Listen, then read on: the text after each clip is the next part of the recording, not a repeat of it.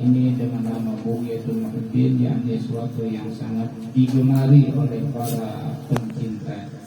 Dan kita memohon kepada Allah yang amat pemurah lagi, amat memberi karunia, dan juga kita bertawassul dengan Nabi Muhammad SAW agar menjadikan manfaatnya terus mengalir di antara kita dan di antara saudara-saudara kita dari sekarang hingga akhir zaman, dan mengumpulkan akan kita semua ke dalam surga yang luas tanpa segala nikmat dan kesenangan. Amin amin amin ya rabbal alamin. Adapun sebelum kita membaca manaqib auliya Allah sebagaimana disebutkan di dalam manaqib Syekh Sayyid Muhammad bin Abdul Karim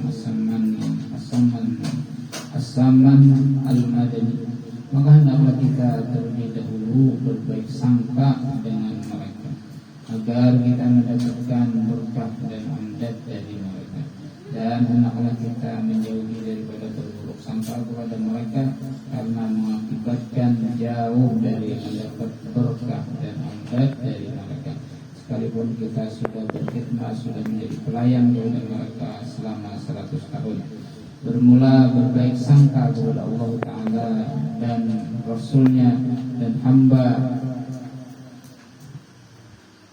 hamba-hambanya yang saleh itu adalah wajib menurut ijma, sebagaimana sabda Rasulullah SAW, khasulatani laisa fawqahuma syai'un minal khair, husnul zanni billah wa husnul zanni bi ibadillah, wa khasulatani laisa dunahuma syai'un minasy syarri, su'ul zanni billah wa su'ul zanni bi ibadillah.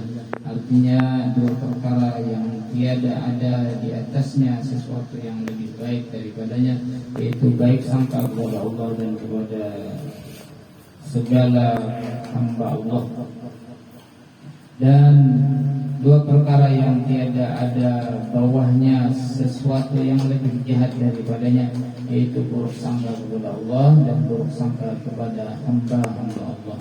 Dan adapun kelebihan berbaik sangka itu adalah bersangatan banyak, sebagaimana berburuk sangka itu kerugiannya juga amatlah banyak. Maka cukuplah bagi kita semua bahwa berbaik sangka itu menyebabkan baik kesudahan atau husnul khatimah, dan jahat sangka itu menyebabkan jahat kesudahan atau su'ul khatimah. Mudah-mudahan kita semua diberi Allah husnul khatimah. Dan telah diriwayatkan bahwa manakala membaca manaqib orang-orang saleh dan para waliullah, maka akan diturunkan oleh Allah beberapa rahmat atau rahmat yang banyak kepada orang yang membaca dan orang yang hadir mendengarkannya. Maka kita mengharap kepada Allah Subhanahu wa taala, mudah-mudahan dengan membaca manaqib ini Allah Subhanahu wa taala akan menurunkan rahmatnya yang luas kepada kita sekalian. Amin ya rabbal alamin.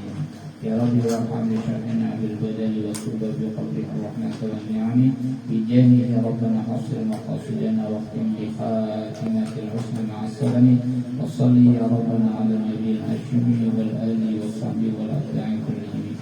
Qala Allah Ta'ala a'udzu billahi minasy syaithanir rajim wal baladu thayyibul yakhruju nabatuhu bi idzni rabbih walladhi khabutha la yakhruju illa nakida kadzalika nusarriful ayati liqaumin yashkurun. Artinya, dan bermula tanah yang baik dan subur itu mengeluarkan, ia akan tanaman yang tumbuh subur dengan izin Allah, dan tanah yang tidak subur tidak akan mengeluarkan tanaman kecuali sulit tumbuhnya. Demikianlah seperti apa yang telah kami jelaskan dari ayat-ayat kami kepada orang-orang yang bersyukur. Bermula nasabnya radhiyallahu anhu dari pihak ayahnya adalah Muhammad Zaini bin Abdul Ghani bin Abdul Manaf bin Muhammad Samman bin Muhammad Sa'ad bin Abdullah bin Alim al-Allamah Mufti Muhammad Khalid bin Alim al-Allamah Khalifah Hasanuddin bin Maulana Syekh Muhammad Arsyad al-Banjari. Dan bermula nasabnya radhiyallahu anhu dari pihak ibunya adalah Muhammad Zaini bin Masliyah binti Sofiyah binti Yang binti Muhammad Yusuf bin Alim al-Allamah Mufti Muhammad Khalid bin Alim al-Allamah Khalifah Hasanuddin bin Maulana Syekh Muhammad Arsyad al-Banjari. Maka berkumpulan nasab orang tuanya radhiyallahu anhu itu pada datunya yang kelima, yaitu alimul agama Mufti Muhammad Khalid. Dan adalah radhiyallahu anhu ketika di dalam kandungan ibunya, maka ibunya radhiyallahu anhu diberi oleh Allah Ta'ala akan anugerah, yakni melihat cahaya laksana bulan purnama menuju ke dalam pangkulannya. Dan juga ketika ibunya radhiyallahu anhu sedang mengidam, ingin memakan makanan sesuatu makanan atau buah-buahan, maka dikabulkan oleh Allah akan keinginannya itu di dalam mimpi, sehingga keinginannya sudah tiada lagi manakala ia bangun dari tidurnya. Dan ketika mendekati masa kelahirannya radhiyallahu anhu, pada waktu itu negeri dalam keadaan kacau balau, yaitu waktu tentara penjajah Jepang sudah memasuki negeri Banjar. Dan untuk mendapatkan keamanan, maka kedua orang tuanya radhiyallahu anhu keluar dari kampung Keraton ke kampung Tunggul Irang seberang Martapura, menuju ke rumah Abdullah, yakni sepupu dari neneknya radhiyallahu anhu yang bernama Sofiyah. Dan di sanalah mereka tinggal untuk sementara waktu. Dipilihnya kampung Tunggul Irang seberang itu karena di kampung tersebut tidak pernah dimasuki oleh penjajah sebelumnya. Hal itu terjadi karena adanya seorang ulama yang bernama Tuan Guru Haji Abdul Rahman atau Tuan Guru Haji Adu bin Tuan Guru Haji Zainuddin yang tinggal di sana. Dan ketika radhiyallahu anhu dilahirkan ke dunia dari perut ibunya, yaitu pada sekitar jam 2 malam Arba tanggal 27 Muharram 1361 Hijriah. Dan beliau pula wafat pada subuh Rabu kurang lebih jam 4 atau bertepatan dengan 11 Februari 1942 Miladiah. Ketika itu matanya radhiyallahu anhu hanya terpejam dan tiada ia menangis seperti bayi pada lazimnya, serta tubuhnya pun membiru hingga neneknya radhiyallahu anhu yang bernama Salbiyah mengira kalau cucunya itu akan meninggal dunia. Dan dengan berkat doa dari Tuan Guru Haji Abdul Rahman atau Haji Adu, maka tubuhnya radhiyallahu anhu berangsur-angsur merah seperti warna bayi kebiasaan, dan tangisnya pun mulai terdengar. Akan tetapi tiadalah radhiyallahu anhu itu mau menyusu kepada ibunya, namun hanya mau mengisap lidah atau liur Tuan Guru Haji Abdul Rahman atau Haji Adu.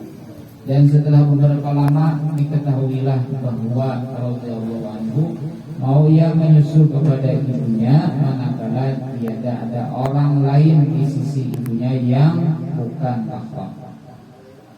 Dan adalah namanya radhiyallahu anhu ketika masa kecilnya, yaitu Kusyairi, kemudian diganti oleh orang tuanya radhiyallahu anhu dengan Muhammad Zaini atas permintaannya radhiyallahu anhu sendiri, karena mengikuti nama seorang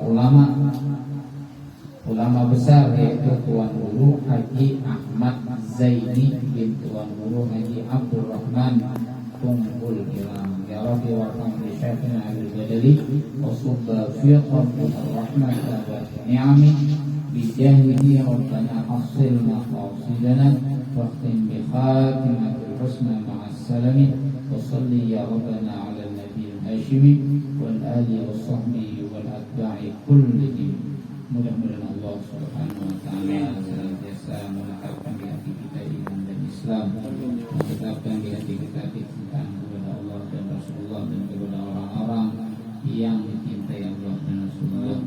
Amin ya rabbal alamin. Itu para aulia, para ulama, para salihin, dan kedua orang tua kita khususnya.